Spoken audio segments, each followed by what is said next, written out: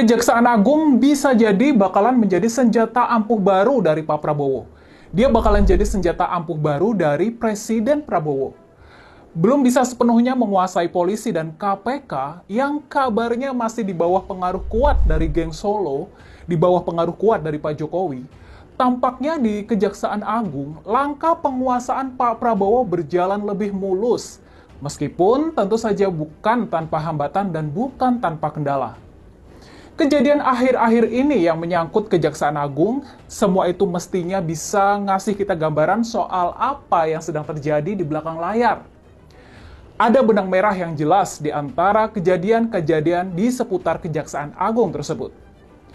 Kejadian pertama adalah turunnya perintah pengamanan Kejaksaan Agung dan semua kantor kejaksaan oleh tentara. Untuk apa tiba-tiba kejaksaan dijaga sama tentara? Adakah tekanan hebat yang harus ditangkal sampai harus menggunakan kekuatan tentara? Lalu kemudian muncul bocoran keterlibatan loyalis dari Pak Jokowi, yakni Pak Budi Ari, Ketua Umum Kelompok Relawan Projo, dalam kasus suap judi online. Bocoran ini keluar ketika yang bersangkutan sedang bertugas ke luar negeri, ketika Pak Budi Ari sedang bertugas ke Vatikan. Pak Budi Ari yang sebelumnya tampak bisa lolos dari jerat di kepolisian, ternyata peranannya dalam kasus perlindungan judi online disebutkan dalam dakwaan perkara yang dirancang oleh para jaksa dari Kejaksaan Agung. Nah, ini menarik kan? Walau lolos di kepolisian, ternyata dia masih bisa terjerat di kejaksaan. Yang ketiga, yang terbaru adalah penangkapan pemilik pabrik Sritex, yakni Pak Iwan Setiawan Lukminto, dalam kasus kucuran kredit jumbo sebesar 3,6 triliun dari beberapa bank daerah dan bank BUMN. Soal kasus kredit Sritex dan kemungkinan kaitannya dengan keluarga Solo, ini sudah pernah kita bahas sebelumnya. Jadi tampaknya kalau kita menarik benang merah dari 3 kejadian ini, ada kaitan antara kejadian-kejadian yang menyangkut Kejaksaan Agung dengan merenggangnya hubungan di antara Presiden Prabowo dengan mantan Presiden Jokowi. Sekarang, Kejaksaan Agung tampak lebih berani dan bergigi dalam mengusut kasus-kasus hukum yang melibatkan orang-orang dekat dari Pak Jokowi. Itu yang perlu kita lihat. Itu yang perlu kita cermati. Nah, gimana nih kalau menurut kalian?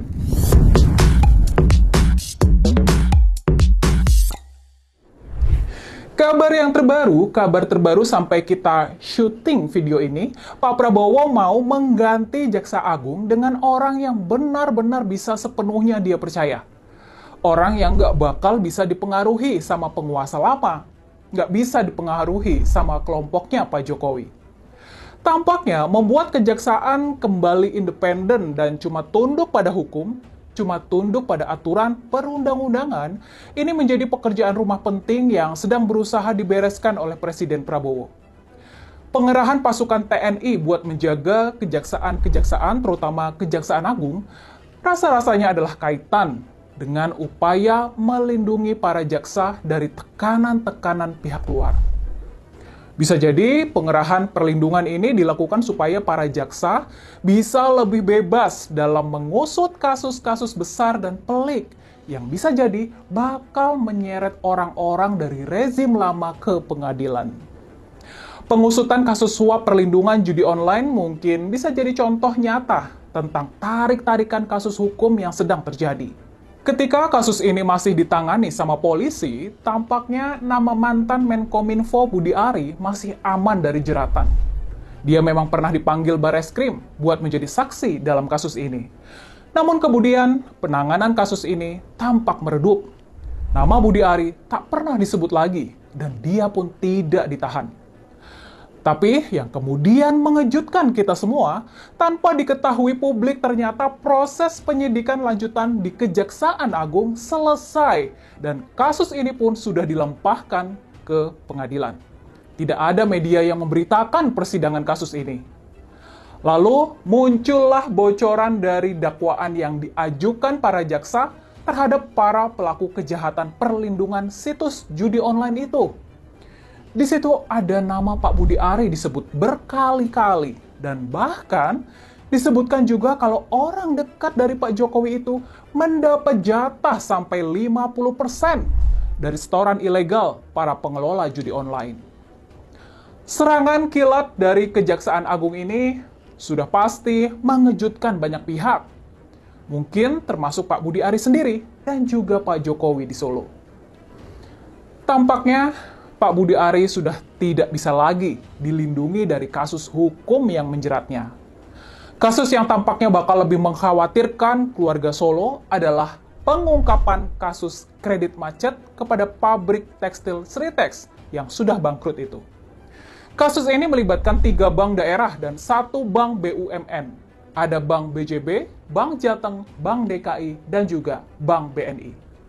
Sebagaimana yang sudah pernah kita bahas sebelumnya, yang tampaknya jadi salah satu bahan penyelidikan lebih lanjut dari para jaksa adalah adanya selisih antara dana yang disebutkan sudah dikucurkan oleh bank-bank BUMD dengan dana yang diakui sudah diterima oleh Sritex. Jumlah selisihnya sangat fantastis, yakni mencapai 170 miliar rupiah. Di Bank BJB misalnya, menurut catatan bank yang sudah diaudit oleh BPK, oleh Badan Pemeriksa Keuangan, besar kredit yang dikucurkan sebesar sekitar 670 miliar.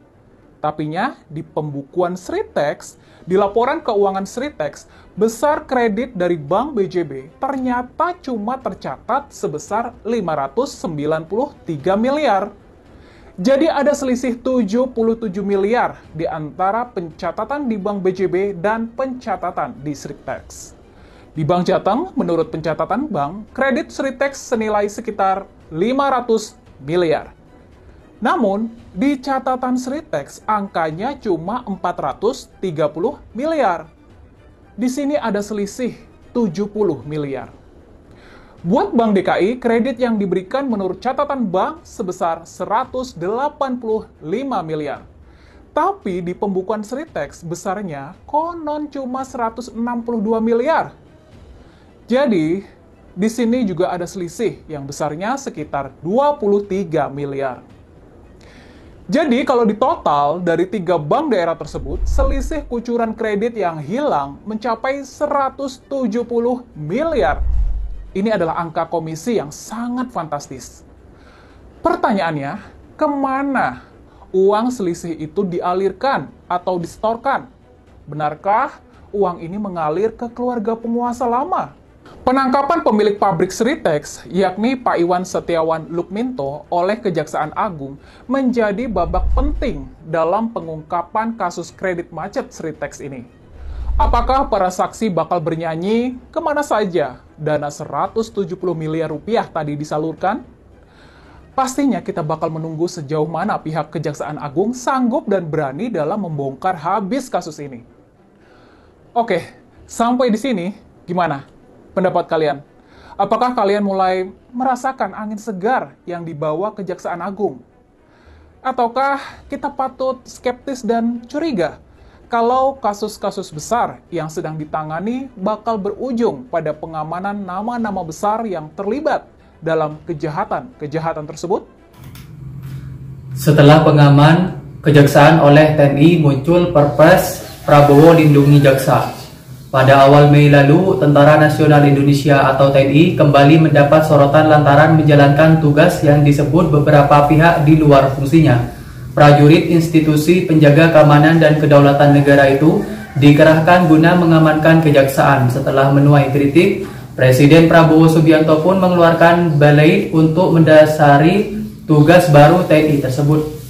Regulasi itu dituangkan dalam Peraturan Presiden atau Perpres nomor 66 tahun 2025 tentang perlindungan negara terhadap jaksa dalam melaksanakan tugas dan fungsi Kejaksaan Republik Indonesia.